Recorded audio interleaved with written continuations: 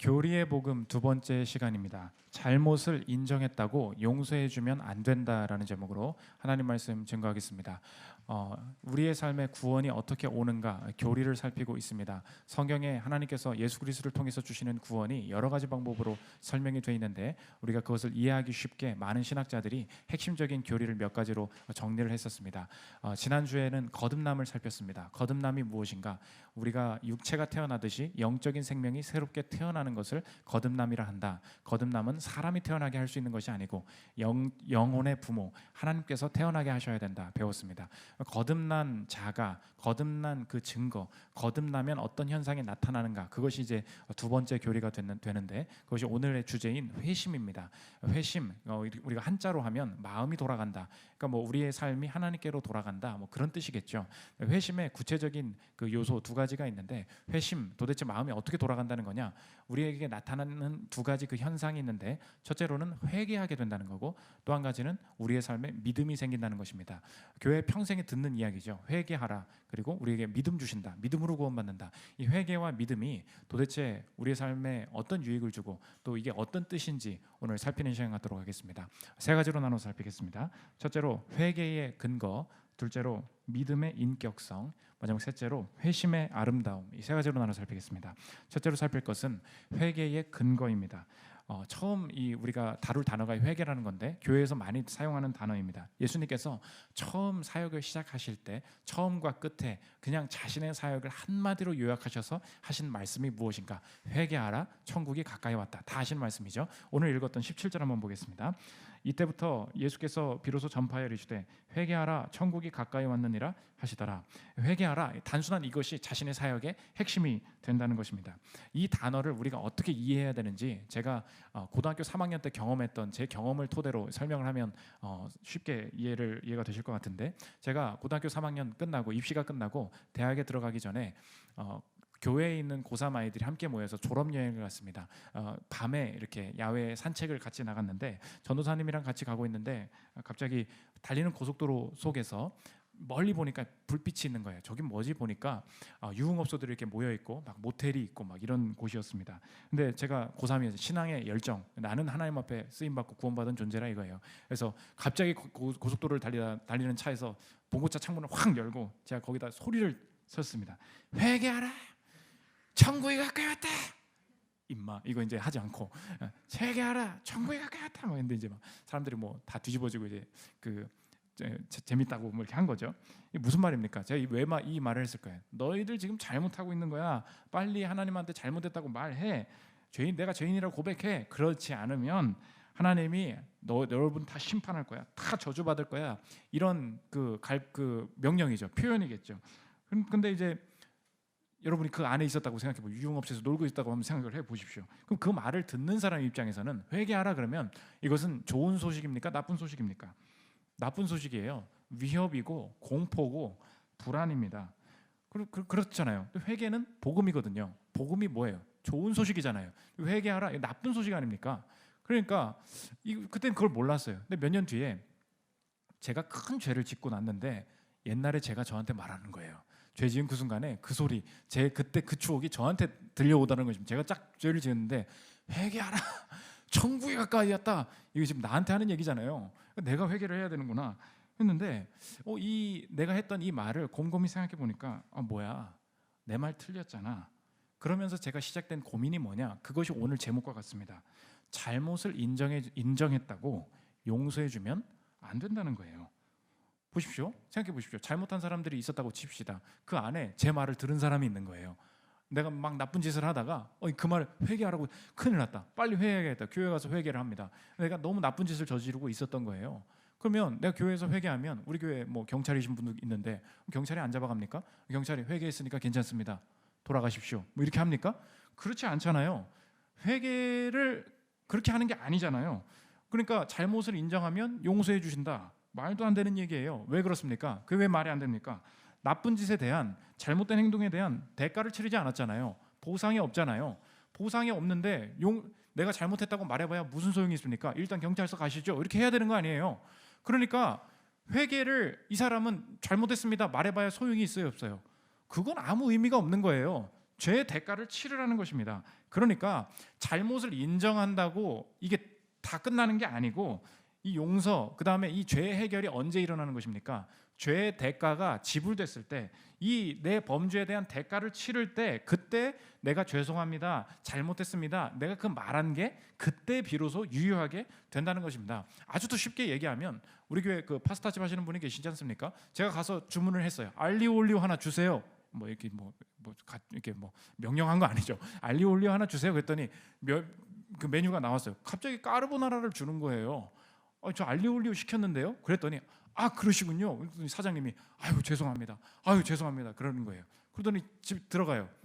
근데 다시 알리오 올리오를 줘야 될 거 아니에요. 근데 안 줘. 제가 한마디 했어요. 아니, 제가 알리오 올리오 시켰다고요. 빨리 알리오 올리오 갖다 달라고요. 그랬더니 죄송합니다. 죄송합니다. 계속 그러는 거예요. 그러더니 안 줘. 계속. 그럼 여러분 이게 뭐라고 할 것입니까? 죄송하다고 그만 말하고요. 이거 내가 시킨 거 갖다 달라고요. 그러니까 그 상태에서 무엇입니까? 내가 죄송하다고 말하는 게 소용이 있어요, 없어요? 그건 의미가 없는 말이에요. 언제 그 말이 의미가 있어지고 유효해집니까?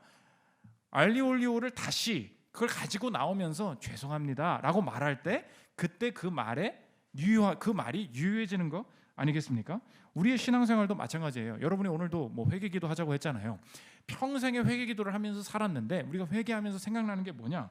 회개를 해도 상쾌한 느낌이 전혀 나지 않는다는 것입니다. 왜 그러냐? 우리가 지난주에 죄를 지었습니다. 남편한테 험한 말을 했습니다. 내가 혼자 있을 때 나쁜 생각을 했습니다. 그럼 이제 회개를 하고 싶잖아요. 교회 와서 기도를 한단 말이에요. 그러면 이제 반주도 나오고, 그러니까 중얼중얼 죄송합니다, 용서해 주십시오, 해요.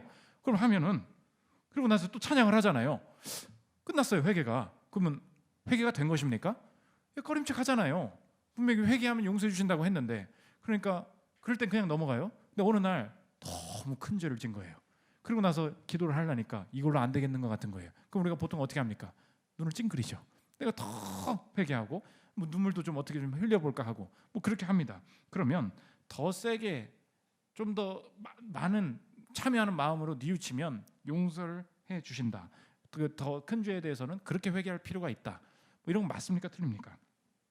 전혀 틀렸다는 거예요.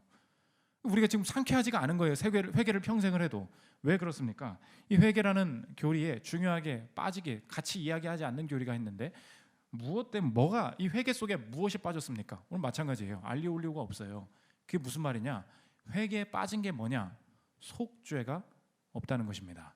속죄가 없어요. 죄를 배상하는 것, 죄를 갚는 것이 없으면 죄송합니다, 이 회개하는 자격이 있다는 것입니까? 없다는 것입니까? 자격이 없다는 거예요. 그러니까 잘못했을 때 회개할 자격이 있습니까? 없습니까? 우리는 회개할 자격이 없어요. 누구한테 회개할 자격이 생깁니까? 배상한 사람, 죄의 대가를 치른 사람이 죄송합니다라고 할 때 그 죄송합니다라고 말할 자격이 생긴다는 것입니다. 그런데 우리는 죄의 대가를 치르지 않았어요. 그러니까 아까랑 똑같아요. 그만 말하라니까. 죄송하다고 그만하라는 거예요. 그건 아예 의미가 없다는 것입니다. 그러니까 회개에 지금 우리가 무엇을 착각하고 있느냐? 회개에는 분명한 속죄가 필요한데 우리가 왜 어떻게 회개를 할 수 있게 되었는가? 내가 형벌을 감당해야 되는데 예수님께서 내가 형벌을 받아야 될 것 대신에 나를 대신해서 형벌을 다 받으셨습니다. 나 대신에 죽으셨습니다. 속죄를 나 대신 해주셨습니다. 우리가 그것을 알 때 속죄가 됐으니, 죄의 대가가 지불이 됐으니, 죄의 대가가 지불된 사람이 그때부터 할 수 있는 게 뭐라는 거예요? 그때부터 죄의 대가를 치러라가 아니에요. 네 잘못을 느껴라가 아니에요. 이제 한번 저주를 받아봐라가 아니라고요. 저주를 대신 받으신 분이 있으니 그 속죄를 근거로 우리가 죄송합니다, 회개합니다라고 말하게 될 수 있다는 것입니다. 그러니까 회개하라, 제가 아까 고3 때 그랬다 그랬죠.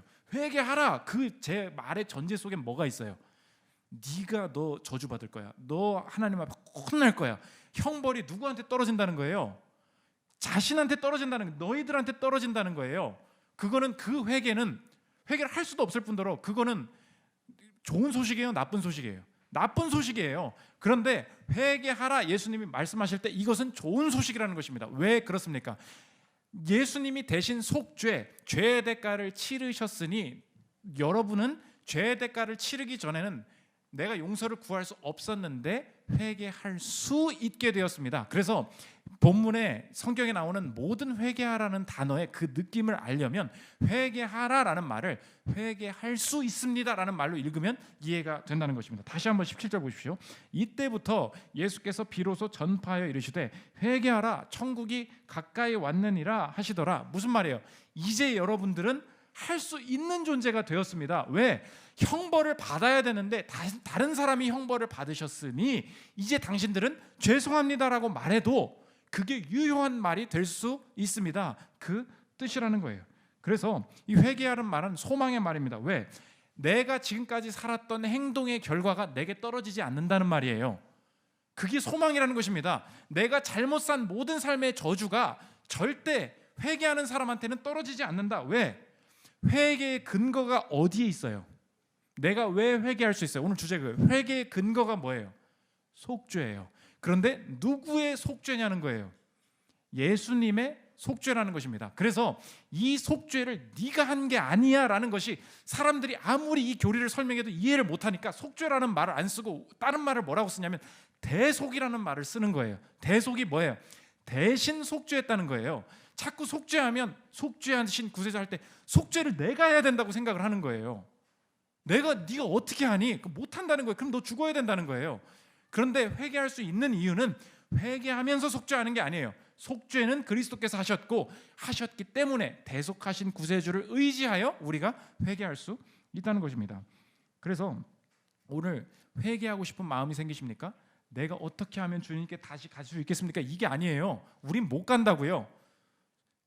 회개의 근거는 오로지 그리스도의 속죄라는 거예요. 그래서 헤르만 바빙크라는 개혁주의 신학자분이 자신의 책 개혁교회학이라는 책에서 회개에는 속죄가 하나도 들어있지 않다. 이게 교리의 핵심이에요. 여러분 평생 죽기 전까지 회개에 대해서 이 문장 한 문장은 평생에 기억하고 사십시오. 한번 들어보십시오.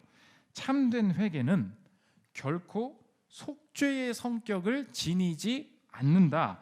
비록 사람이 회개 가운데 하나님의 공의와 죄로 인해 형벌을 받아 마땅함을 인정할지라도 그는 회개 가운데 죄에 대한 형벌 자체를 스스로 지는 것이 아니며 따라서 회개로 죄를 속죄하는 것도 아니다. 뭐야 이거 이단 아니야? 그게 아니라는 거예요. 회개로 죄를 속죄하는 게 아니라는 것입니다.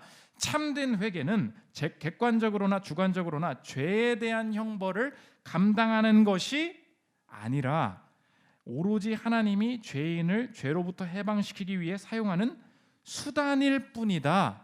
이게 회개라는 것입니다. 그러니까 우리의 죄가 없어지고 우리의 삶이 다시 복을 받기 위해서는 내가 형벌을 받아야 구원이 있는 거예요. 그런데 하나님께서 우리의 구원의 수단으로 주신 게 뭐냐? 형벌을 수단으로 삼지 않으시고 회개를 수단으로 삼으시겠다. 속죄를 근거로 그게 그리스도의 신비고 그리스도의 구속의 은혜가 된다는 것입니다. 그래서 이거 엄청 딱딱한 책인데 이따만 벽돌 같은 책이에요. 근데 제가 이거 알았죠. 근데 제가 이 교리를 다시 보다가 이 문장을 읽고 감격이 그냥 울었어요. 참된 회개는 속죄의 성격을 지니지 않는다. 오늘 여러분이 회개했죠. 여러분이 속죄할 수 있는 게 아니라는 거예요. 또 얘기해 1도 없다고요. 속죄가 1도 없다는 것입니다. 속죄는 어떤 게 근거라는 거예요? 그리스도의 속죄가 근거가 된다는 것입니다.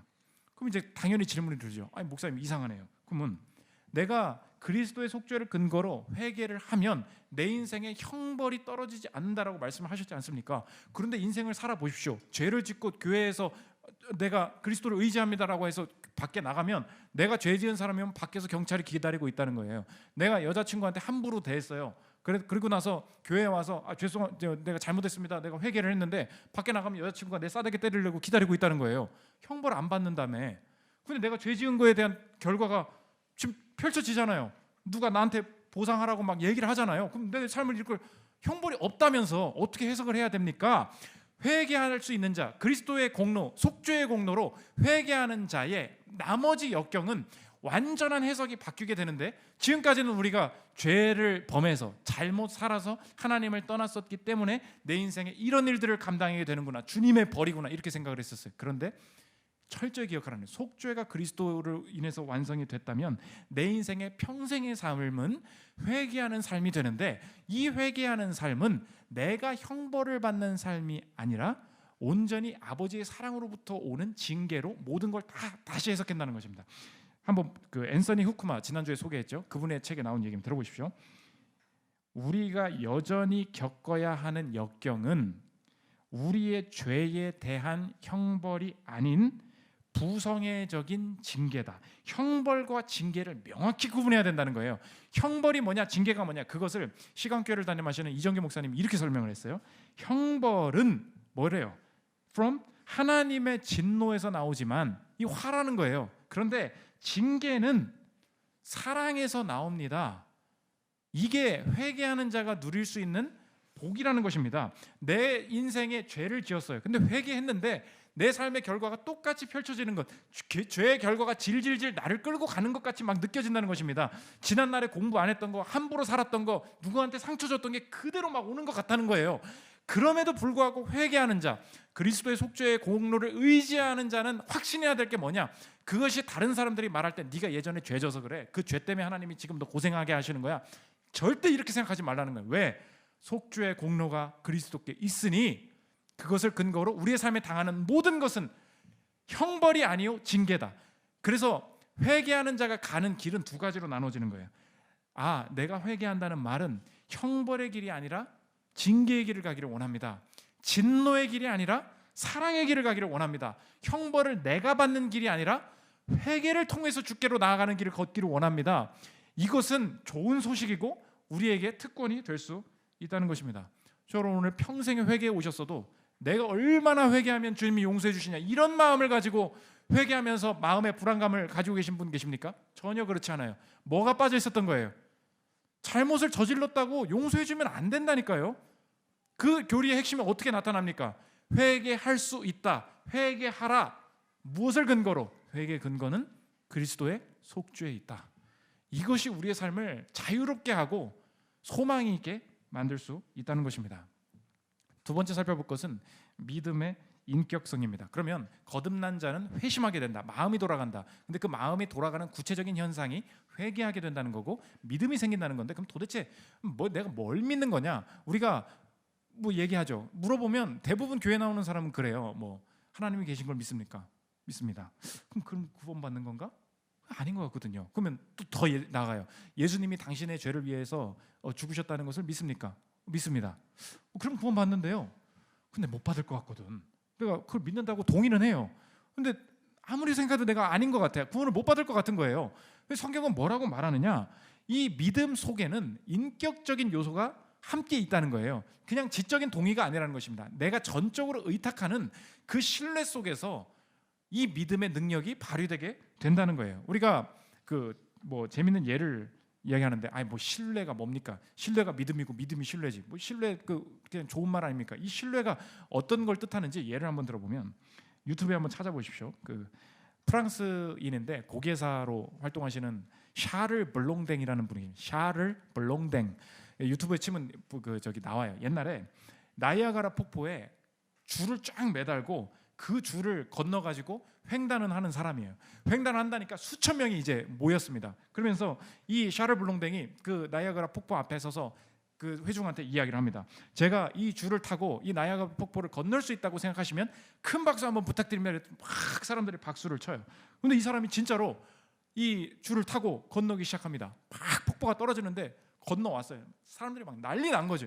근데 다시 있는 사람들한테 물어봅니다. 여러분, 제가 이 줄을 외발 자전거를 타고 건널 수 있다고 생각하시는 분은 이제 종교 집회로 받는, 건널 수 있다고 생각하시는 분은 아멘 하시기 바랍니다. 이제 막 거의 그런 분위기야. 그럼 박수해 주시고 막 소리 치는 거예요. 근데 타고 건너는 거예요. 야, 진짜구나. 근데 이제 마지막에 한 번 더 물어봅니다. 여러분, 제가 사람을 태우고 이 폭포를 건너갈 수 있다고 생각하시는 분은 아멘 하시고 박수 치시기 바랍니다. 막 해요. 그런데 그 말을 한 다음에 블롱댕이 한마디 더 하는데 그때부터 분위기가 바뀌더라는 거예요. 믿음을 말하다라는 이 책에 나오는 얘기인데, 김연한 목사님이 쓰신 책인데 거기 나온 얘기 한번 들어보십시오. 여러분들이 다 저를 이렇게 믿어주시니 감사합니다. 자, 그러면 이제 제 등에 업혀서 이곳을 건널 사람이 있습니까? 나와 주십시오. 이때 사람들은 찬물을 끼얹은 듯 조용했습니다. 아무도 자원하는 자가 없었습니다. 그들에게는 불롱댕에 대한 충분한 지식이 있었습니다. 또한 자신이 건널 수 있다고 주장하는 불롱댕의 주장에 전적으로 동의했습니다. 하지만 그 누구도 그의 어깨에 타려고 하지 않았습니다. 그들에게는 그에 대한 참된 신뢰가 없었기 때문입니다. 참된 신뢰가 뭐예요? 완전한 의탁, 완전한 의지예요. 그래서 아무도 나오지 않는 거예요. 그런데 한 사람이 딱 손을 들고 제가 하죠. 제가 해보겠습니다. 딱 나온 거예요. 야, 저 사람은 배짱이 좋은가 보다라는 인 줄 알았어요. 그런데 이 해리 콜코드라는 사람이었거든요. 해리 콜코드가 업혀서 건넜어요. 근데 알고 보니 이 사람 너는 배짱이 좋은가 보다 그랬는데 알고 보니까 이 사람이 누구였냐? 블롱댕의 매니저였던 거예요. 이 샤를 블롱댕의 매니저가 해리 콜코드 매니저가 건너게 된 거예요. 그러니까 이 매니저가 뭘 믿은 것입니까? 인격적으로 이 사람을 완전히 신뢰한 거예요. 내가 이 사람과 교제를 오래 해오다 보니까 이 사람은 맡겨도 돼. 내 인생을 완전히 의탁해도 돼. 그러니까 건너가게 되더라는 것입니다. 그러니까 믿음이라는 게 뭐예요? 다 알아요. 다 봐요. 그런데 그것을 누릴 수 있는 사람들은 제한되어 있어요. 우리가 나야가라 폭포를 어떻게 건너갑니까? 라고 했을 때 우리가 물어보죠. 돈 주면 건너가게 해줄게요. 우리가 얘기하잖아요. 돈 줘도 안 된다는 거예요. 당신이 열심히 살았고 착하게 살았으면 건너가게 해줄게요. 이렇게 얘기를 한다는 거예요. 그게 안 된다는 거예요. 이 믿음이 신비라는 거예요. 믿음은 특정한 사람에게 인격적인 신뢰로 다가오게 되는데 그거는 할래야 할 수가 없는 거예요. 근데 누구만 돼요? 매니저. 내가 이 사람을 진짜 알고 있는 사람, 신뢰하는 사람이 그냥 얹히면 나만 이것을 누릴 수 있게 되더라는 것입니다. 그래서 우리가 교회에서 믿음으로 구원받습니다. 예수 믿으면 구원받습니다 얘기하는데 당신은 어떻게 구원받아요? 내 믿음을 보라고 하는데 우리가 매니저랑 똑같아요. 이 매니저가 이렇게 얘기한다고 생각해 보십시오. 내가 어떻게 건넜는지 알아? 믿음으로 구원받 내가 믿음으로 건너간 거 이렇게 얘기하면 우리가 코웃음을 치겠죠. 네가 건너간 게 아니야. 샤를 블롱댕의 능력인 거야. 그것을 신뢰하게 되는 거는 네 복이야. 그거잖아요. 믿음이 주어졌어. 근데 아무도 그걸 믿음이 주어지지 않으면 아무도 샤를 블롱댕의 능력을 못 누리는데 그걸 누가 누릴 수 있냐? 네가 그와 교제하는 바람에 그 신뢰가 생겨서 네가 그거를 누릴 수 있게 된 거야. 그러니까 교회에서 말하는 그리스도가 주시는 믿음은 믿음을 자랑하지 않고 믿음으로 전적으로 엄밀히 말해서 믿음이 구원하는 게 아니라는 거예요. 존 머레이가 쓴 구속이라는 책에 나오는 얘기입니다. 들어보십시오. 믿음의 효력이 믿음 자체에 있다고 생각해서는 안 된다. 믿음이 하나님의 호의를 벌어들이는 것이 아니다. 구원에 이르는 모든 효력은 구주께 있다. 엄밀히 말하면 그리스도를 믿는 믿음이 우리를 구원하는 것이 아니라 뭐야 이거 이단 얘기 같지 않아요? 믿음으로 구원받는 게 아니라고? 그게 아니고 그리스도께서 믿음을 통해 우리를 구원하신다. 특이하게도 믿음은 믿음 그 자체가 아닌 그리스도만을 주목하고 바라보게 한다. 이 해리 콜코드가 자신의 믿음이 있죠. 근데 그건 믿음은 수단이에요. 내가 누리는 건 뭐예요? 샤를 블롱댕의 능력. 그걸 누릴 수 있는 유일한 통로는 인격적인 신뢰밖에 없다는 것입니다. 그래서 우리의 삶에 하나님께서 평생에 이끌어가는 모든 여정은 이것을 누리게 하시기 위해서 우리의 삶에 하나님을 신뢰하는 모든 영역에서 주님만 신뢰하게 만드시는 그 믿음을 기르시는 여정이 된다는 것입니다. 그래서 우리의 삶의 모든 경험이 역경이 많아질수록 내가 그 하나님의 사랑을 이해하고 그 신뢰하는 믿음이 깊어질 수밖에 없다. 이것을 쉽게 나타난 이야기가 있는데 소설가 박완서 씨 아시지 않습니까? 박완서 씨가 최근에 쓰신 에세이인데 모래알 만한 진실이라도라는 에세이가 있습니다. 거기 나오는 얘기인데 자신이 결혼 기념일을 맞아서 기차 여행을 갔다는 거예요. 근데 옛날 기차에는 밤 사세요, 계란 사세요, 이런 애들이 너무 시끄럽고 막 풍경은 너무 좋은데 진짜 막 스트레스 받았는데 이제 덮쳐가지고 구걸하는 사람까지 나타나가지고 한 푼 줍쇼 하는 거예요. 근데 여러분 지하철 타봐서 아시겠지만 지하철에 이제 구걸하다가 안 되니까 종이 하나씩 놓으면서 내 스토리를 다 읽어보시라고 하는 사람들 있지 않습니까? 우리가 보통 그 종이 받고 이제 막 가만히 있다가 그냥 다시 주잖아요. 근데 이 사람이 기차에서 그러더라는 거예요. 자꾸 뭘 저쪽에서 주면서 와. 그래서 아우 진짜 짜증나가지고 저 속에 뭐가 써 있는지 한번 읽어나 보자. 그래서 오기를 기다리고 있는데 딱 그 무릎 앞에 딱 종이를 내려놓는데 이게 종이가 아니라 한 장의 사진이더라는 거예요. 보니까 어떤 사진이냐? 결혼 사진이더라는 거예요. 그의 이야기입니다. 들어보십시오. 뜻밖에도 그건 낡은 결혼 사진이었다. 다소 곳이 서 있는 신부 옆에 신랑이 의젓하게 서 있는 촌스럽고 낡은 구식 결혼 사진이었다. 그리고 사진 속의 신랑은 지금 구걸을 하고 있는 그 사람 자신이었다. 도대체 어쩌자고 이런 걸 보여주며 구걸을 하는 것일까? 나는 이상해하면서도 어느 만큼은 감동 같은 걸 하고 있었다. 그도 꽃다운 시절이 있었고 결혼을 했다. 친척 친구들에게 앞날을 축복받으며 착한 여자의 지아비가 되었고 지금 이 구걸도 그 무겁고 무서운 지아비 노릇이다라는 생각이 뭉클하니 내 심장 언저리를 뜨겁게 했다. 그걸 욕하려고 사진을 보는 순간에 남편 자고 있는 몰래 지폐를 탁 가져다가 그냥 딱 손에 쥐어주고 모른 척 했다는 거예요. 내가 절대 안 줘야지 했는데 엄청난 큰 돈을 쥐어주고 집에 왔다는 거예요. 근데 집에 와서 내가 그때 왜 그랬지? 내가 왜 그 미련한 짓을 했지? 그 구걸의 수단일 수도 있는데 왜 그렇게 했지? 왜 그랬냐? 그날이 어떤 날이었다는 거예요. 이어서 들어보십시오. 아마 그날이 내 결혼기념일이어서 내가 그럴 수 있었던 게 아닌가 싶다. 어쩌면 결혼의 의미를 남보다 더 많이 알고 있었음이 아닐까. 살아보니까 한 남자와 한 여자가 서로가 사랑하면서 그 결혼을 유지하는 것이 얼마나 어려운지, 얼마나 인생의 역경이 많은지를 아는 입장에서 그 사진을 들고 구걸하는 자를 쳐다보니까 결혼기념일이라는 내 삶의 이 현재 속에서 그 사람 마음이 완전히 이해가 되는 거죠. 마찬가지입니다. 하나님께서 우리의 삶에 하나님을 신뢰하는 영역을 넓혀 가실 때 어느 순간에는 내가 이것도 하고 싶고 저것도 하고 싶고 하다가 어느 순간 그분을 신뢰하는 게 뭔지가 팍 알게 돼요. 어느 날 교회에서 기도를 하는데 기도 응답이 너무 안 돼가지고 내가 어쩔 줄 모르고 있습니다.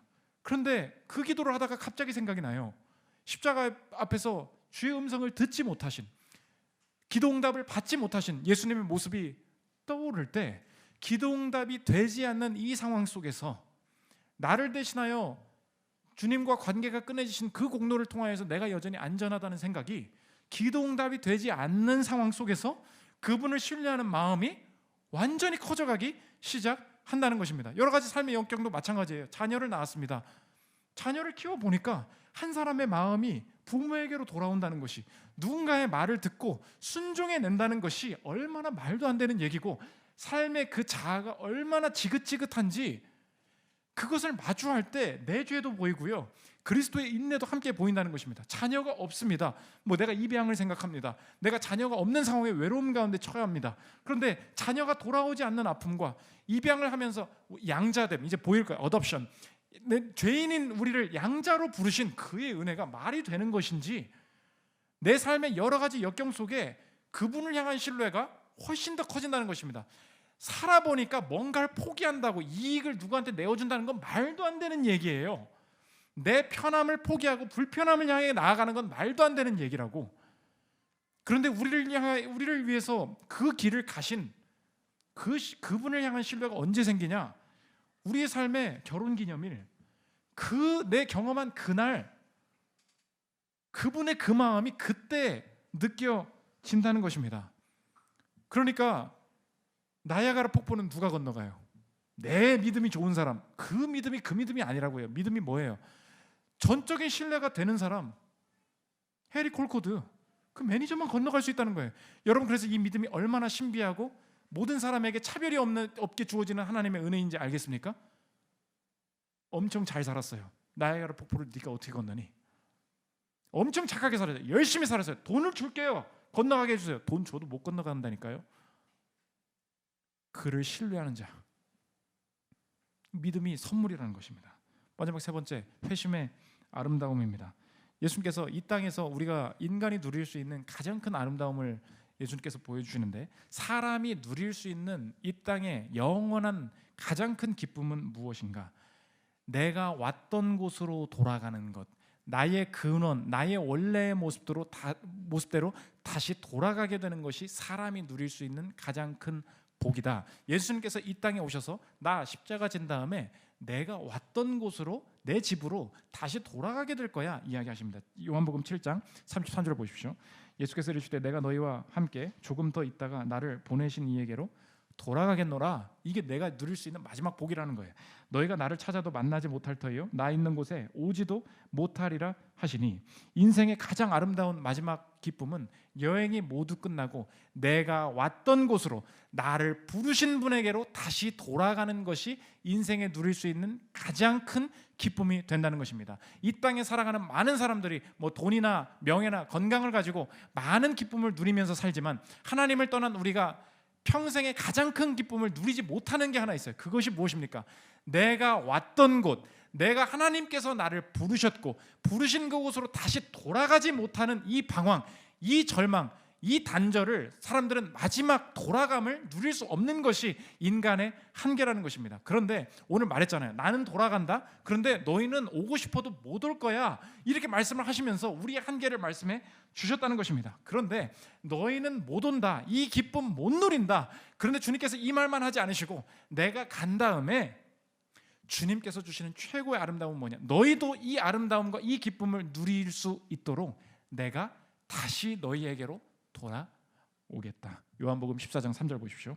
가서 너희를 위하여 거처를 예비하면 내가 다시 와서 너희를 내게로 영접하여 나 있는 곳에 너희도 있게 하리라. 예수님이 주시는 마지막 선물, 나 혼자 돌아갈래 하지 않고 다시 돌아와서 너희도 돌아갈 수 있도록 내가 너희를 이끌겠다.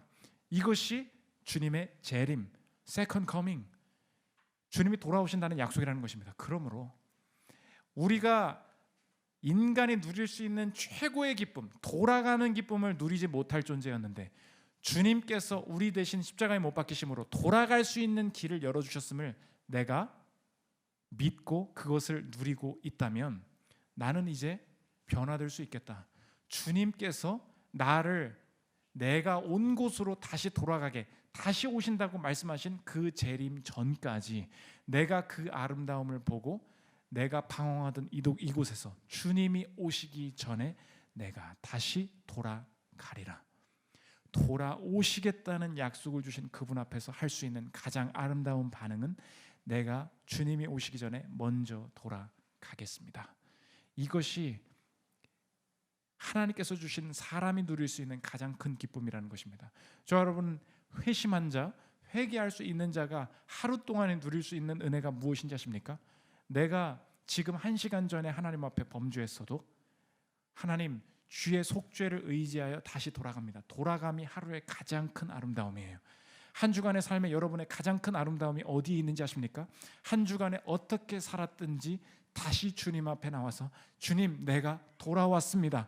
예배 가운데 말하는 것이 내 인생의 나머지 죄악이 얼마나 주홍같이 붉었을지라도 그 모든 죄악을 속죄로 덮어버리는, 다시 돌아오게 만드는 가장 큰 아름다움은 회개요, 예배요, 돌아오는 일이라는 것입니다. 그래서 이걸 알았나 봐요. 그 옛날 가수 아십니까? 시인과 촌장이라고. 그러니까 하덕규와 함춘호 두 분 다 크리스찬이시죠. 가시나무, 이거 사실 신앙 CCM이잖아요. 이거 곡 지으신 분이 풍경이라는 그 노래가 있습니다. 집에 가면서 한번 들어보십시오. 근데 이게 가사가 되게 간단해요. 띄워주십시오. 제가 한번 불러볼게요.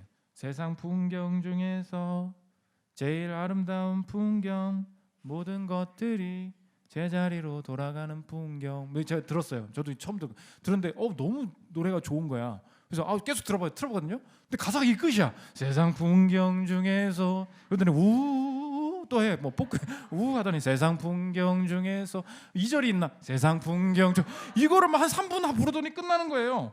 이 사람 도대체, 근데 이게 너무 명곡이래. 사람들이 뭘 이걸 명곡이라고 할까? 신앙인이기도 하니까. 근데 생각을 해봤어요. 이걸 이해하겠냐는 거예요. 이 아름다움밖에 없다는 걸 이해하겠냐는 거예요. 그러니까 가사가 없어. 우밖에 없어. 우. 이게 가장 아름다운 복이라는 것입니다. 여러분의 인생에 아름다워지는 길이 있습니다. 혼자 돌아가지 않으시고 우리도 돌아갈 수 있도록 다시 돌아와서 너희도 나 있는 곳에 있게 하리라 약속하신 그분의 사랑 앞에, 그분의 속죄 앞에 우리가 할 수 있는 가장 아름다운 반응은 죄를 지을 때마다 이 정도는 약한 거 아닙니까? 내가 눈물을 흘리면서 회개하지 않았습니까? 이 정도 헌금하지 않았습니까? 라고 하며 자신의 의를 주장하는 것이 아니요, 나는 건너갈 수 없는 존재였으나 나를 대신하여 속죄하신 그분께 회개합니다. 이 돌아가는 고백이 여러분의 삶 가운데도 펼쳐지므로 여러분의 삶의 아름다움이 회복되는 여러분들 되시기를 기도합니다. 우리 여호와께 돌아가자 찬양하고 기도하는 시간 들어가겠습니다.